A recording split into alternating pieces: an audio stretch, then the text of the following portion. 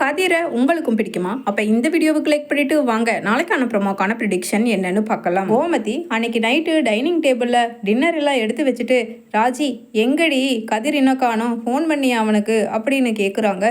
உடனே ராஜியும், அத்தை நான் 2-3 வாட்டி ஃபோன் பண்ணிட்டேன், ஆனால் ஃபோனை ஏனோ அட்டன் பண்ணவே இல்லை அத்தை, எனக்கும் அதுதான் பயமாக இருக்குது, நைட்டு 9 மணிக்கு மேலாச்சு, அதான் நானும் யோசிச்சுட்டே உட்காந்துருக்கேன் அப்படின்னு சொல்லிட்டு ராஜியும் சொல்ல, உடனே கோமதி கொஞ்சம் கூட பொறுப்பே இருக்காதுடி, வீட்டில் இருக்கிற பொம்பளைக்கு பயந்துட்டு இருப்பாங்க கொஞ்சம் கூட, உங்க மாமாவும் அப்படித்தான், அதே மாதிரி தான் இந்த கதிர் அப்படின்னு சொல்லிட்டு இருக்கவே கதிர் உள்ள வர்றாரு. உள்ள வர்ற கதிர் முகத்துல எல்லாம் ரத்த காயம் லைட்டா இருக்க, கையிலையும் கீறல்கள் இருக்க, அதை பார்த்துட்டு கோமதியும் ராஜியும் ஓடி போய் என்னடா ஆச்சு அப்படின்னு கோமதியும் கேட்க, ராஜியும் கதிர் என்னாச்சு கதிர் அப்படின்னு கேட்குறாங்க. உடனே கதிர் என்ன சொல்றதுன்னு தெரியாம, நான் பைக்ல இருந்து கீழே விழுந்துட்டேன் அதான் இப்படி அப்படின்னு சொல்லிட்டு பொய் சொல்லி சமாளிச்சிடுறாரு. உடனே கோமதியும் என்னடா சொல்ற, பைக்கில் பார்த்து வரக்கூடாதா, இப்படி எல்லாமே ஆகும், சரி ஹாஸ்பிட்டல் போகலாவா அப்படின்னு கூப்பிட, இல்லை நான் வரும்போதே போய் டாக்டரை பார்த்துட்டு இன்ஜெக்ஷன் போட்டு தான் வந்தேன் அப்படின்னு சொல்லிட்டு எனக்கு சாப்பாடு வேண்டான்னு சொல்லி போய் படுத்துக்கிறாரு கதிர். அதே சமயம் மறுநாள் காலையில் ராஜி வாசல் தெளிச்சு கூட்டிக்கிட்டு இருக்காங்க. அப்போ தொண்டையை செருமிக்கிட்டே அங்கே முன்னாடி வந்து மீசையை முறுக்கிட்டு சக்திவேல் சொல்கிறாரு, என்ன உன் புருஷன் நைட்டு நல்ல முறைக்கு வந்து சேர்ந்தானா உசுரோட அப்படின்னு கேட்குறாரு. உடனே ராஜிக்கு சந்தேகம் வந்து, அதை பற்றி உங்களுக்கு எப்படி தெரியும், கதிருக்கு என்னாச்சு, அவன் பைக்ல இருந்து தானே சாதாரணமாக கீழே விழுந்து காயம் ஆச்சு, நீங்கள் என்னமோ இதா கேட்குறீங்க அப்படின்னு சொல்லிட்டு கேட்குறாங்க. உடனே சக்திவேல் பலமாக சிரிக்கிறாரு. பின்ன நான் ஆள் அனுப்பி அவனை அடித்ததை உங்ககிட்ட வந்து கொஞ்சம் கூட வெக்கமே இல்லாமல் நான் அடி வாங்கிட்டேன் மற்றவங்க கிட்டன்னு சொல்லி சொல்லுவானா அவன், அதே அந்த பொட்டி கடைக்கார மகனாச்சு, திமிருக்கு குறைச்சல் இல்லாதவன் அப்படின்னு சொல்லிட்டு சக்திவேலு சொல்ல, உடனே ராஜி சட்டையை எட்டி பிடிச்சு, என்னது கதிரை அடிக்கிறதுக்கு நீங்கள் ஆள் அனுப்புனீங்களா சித்தப்பா, ஏன் சித்தப்பா இந்த மாதிரி எல்லாம் பண்ணுறீங்க, கதிர் கதிர் அப்படின்னு சொல்லிட்டு ராஜியும் சத்தம் போடுறாங்க. அதே சமயம் அங்கே உடம்பு வலி அடியில் தாங்க முடியாமல் படுத்துக்கிட்டு இருக்க கதிர் அப்படியே வர்றாரு நொண்டிக்கிட்டே. அப்போ சக்திவேல் சிரிக்கிறாரு, என்ன இனிமேலாவது என்னோட வழியில் குறுக்க வரமாட்டேன்னு நினைக்கிற அப்படின்னு சொல்ல, உன் பொண்டாட்டிக்கிட்ட நீ உண்மையை சொல்லலை போல, என்ன ஆளுங்க நான் அனுப்புனவங்க நல்லா அடி கொடுத்தாங்களா அப்படின்னு சக்திவேலும் கேட்க, உடனே கதிர் எதுவுமே பேசாமல், ராஜி தயவு செஞ்சு அவர் என்னமோ பேசிட்டு போகிறாரு, நீ பேசாமல் உள்ள வான்னு சொல்கிற அப்படின்னு கதிர் சொல்ல, உடனே ராஜியோ, என்ன கதிர் இந்த அடி அடிச்சிருக்காங்க, நீ என்னமோ பைக்கில் இருந்து விழுந்துட்டேன்னு சொல்கிற, இவர் அடித்ததும் இல்லாமல் இங்கே எனக்கு முன்னாடி வந்து தைரியமாக பேசிக்கிட்டு இருக்காரு, என்னை சும்மா வர சொல்கிறியா அப்படின்னு சொல்லிட்டு கேட்க, உடனே ஐயோ ராஜி விடு, வா நீ வான்னு சொல்கிறல்ல அப்படின்னு சொல்லி கையை பிடிச்சு இழுக்கிறாரு. இல்லை நான் இதை விட போகிறதே இல்லை அப்படின்னு சொல்ல, நானும் என்னை அடித்தவங்கள சும்மா விடலை ராஜி, 4 பேர் ஹாஸ்பிட்டலில் அட்மிட் பண்ணுற அளவுக்கு அடிச்சுட்டு தான் நான் வந்திருக்கேன் அப்படின்னு சொல்ல, உடனே சக்திவேல், அப்போ நீ இன்னொரு வாட்டி எங்ககிட்ட வாங்குவ அப்படின்னு சொல்லிட்டு போயிடுறாரு. அதே சமயம் உள்ள வந்த கோமதியோ, என்னடி என்ன என்ன உன் சித்தப்பன் என்னமோ பெரிய இதாட்ட பேசிக்கிட்டு இருந்தான் அப்படின்னு அங்கே சமைச்சிக்கிட்டு இருக்காங்க. உடனே அது ஏன் கேட்குறீங்க அத்தை, இவங்க பாருங்க நேற்று அடி வாங்கிட்டு வந்து, அதான் எங்கள் சித்தப்பா ஆள் அனுப்பிச்சு அடி வாங்கியிருக்காரு, அதை நம்மக்கிட்ட சொல்லவே இல்லை அப்படின்னு சொல்லிட்டு சொல்ல, உடனே கோமதியோ என்னடி சொல்கிற அப்படின்னு சொல்லிட்டு, இவனை சும்மா விட போகிறதே கிடையாது, என் புள்ள மேலே கை வச்சவனை பாரு 2ல் 1 பார்க்க போகிறேன் அப்படின்னு சொல்லிட்டு அங்கே உடனே ராஜியை கதிர் திட்டுறாரு, நான் உன்னையே அமைதியாக இருக்க சொன்ன ராஜி, இதெல்லாம் போய் எதுக்கு அம்மா கிட்ட சொல்லிட்டு இப்போ அம்மா அங்கே போய் பிரச்சனை பண்ணனா உங்கள் அப்பா இருக்கிற சூழ்நிலைக்கு அப்படின்னு சொல்லிட்டு வாய் தவறி விட்டுறாரு கதிர். எங்கள் அப்பாவுக்கு என்ன நல்லா தானே இருக்காரு, அவர் சொல்லி கொடுத்து தான் எங்கள் சித்தப்பாவே இந்த மாதிரியெல்லாம் பண்ணியிருப்பார், அவருக்கு தெரியாமல் இப்படியெல்லாம் நடந்திருக்காரு கதிர், அதனால் போய் அத்தையும் நானும் 4 வாங்கி விட்டுட்டு வந்தா தான் அவங்க 2 பேரும் அண்ணன் தம்பிங்க கம்முன்னு இருப்பாங்க அப்படின்னு சொல்லிட்டு அங்கே போகிறாங்க. ராஜியும் கோமதியும் என்ன சொன்னாலும் கோமதிக்கு புரியிற மாதிரி இல்லாததால் நேராக போகிறாங்க. அங்கே போய் முத்துவேல் பேப்பர் படிச்சுக்கிட்டு இருக்க அப்படின்னு சொல்லிட்டு தொண்டையை செருமிக்கிட்டு கோமதியும் உள்ளே போக, வா கோமதி அப்படின்னு சொல்லிட்டு முத்துவேல் கூப்பிடுறாரு.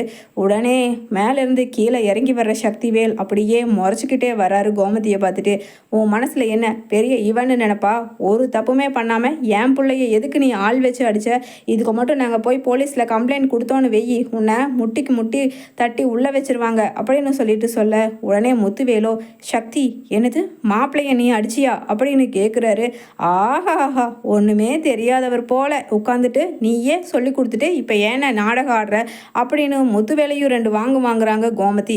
உடனே ராஜியோ, அப்பா எதுக்குப்பா இந்த மாதிரியெல்லாம் உங்கள் மனசில் ஒரு வன்மம்? கதிர் பற்றி உண்மையான அவனோட குணம் உங்களுக்கு என்னன்னு தெரியுமா?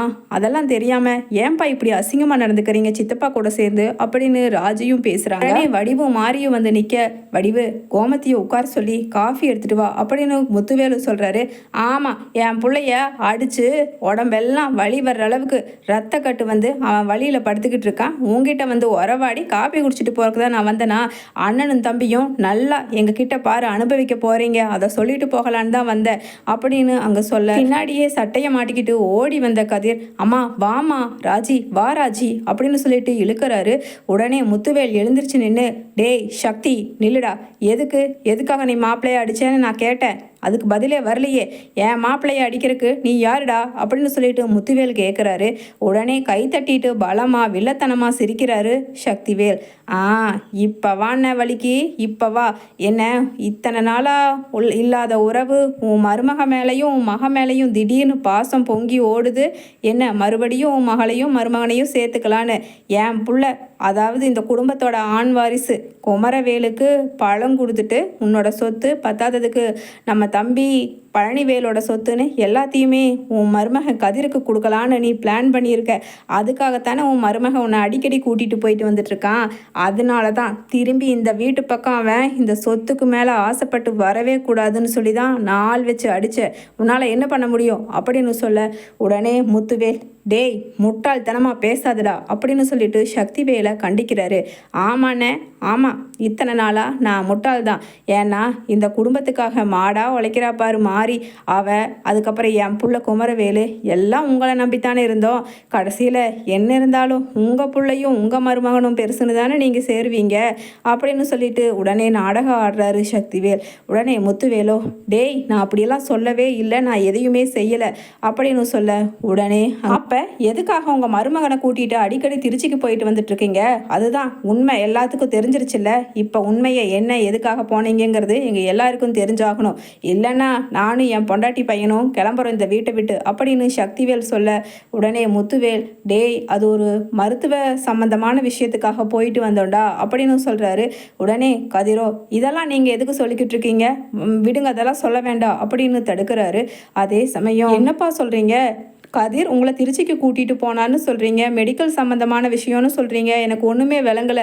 கதிர் நீ கூட என்கிட்ட மறைச்சிட்டியா அப்படின்னு கேட்க, உடனே சக்திவேல், ஆமாம் திடீர்னு எங்கேயோ யாரோ நம்புவாங்கன்னு சொல்லி நல்லா காது குத்துறனே அப்படின்னு சொல்ல, உடனே இல்லைடா இல்லை, எனக்கு கேன்சர், இந்த பாரு ரிப்போர்ட்டை, நான் சொல்கிறத நீ நம்ப மாட்டேன்னு தெரியும், எப்போவுமே உன்னோட புத்தி இப்படி தான் வேலை செய்யும், இந்த பாரு அப்படின்னு அவசரமாக ரூம்குள்ளே இருக்கிற ரிப்போர்ட்டை எல்லாம் எடுத்துகிட்டு வந்து முகத்தில் வீசி எறிகிறாரு. அதை பார்த்துட்டு, அண்ணே நான் உங்களை சந்தேகப்பட்டுட்டேனே அப்படின்னு சக்திவேல் அழுக, ராஜியும், இதுக்காகத்தான் நான் கஷ்டப்பட்டு உங்கள் அப்பாவை கூட்டிகிட்டு போகிற விஷயம் யாருக்குமே தெரியாமல் காப்பாற்றி வச்சுருந்தேன், ஆனால் உங்கள் சித்தப்பா இப்படி கெடுத்துட்டாரே அப்படின்னு சொல்ல, ராஜியும் முத்துவேல் காலில் விழுந்து கதறி அழுகிறாங்க. கோமதியோ, அண்ணா என்னென்ன சொல்கிற அப்படின்னு.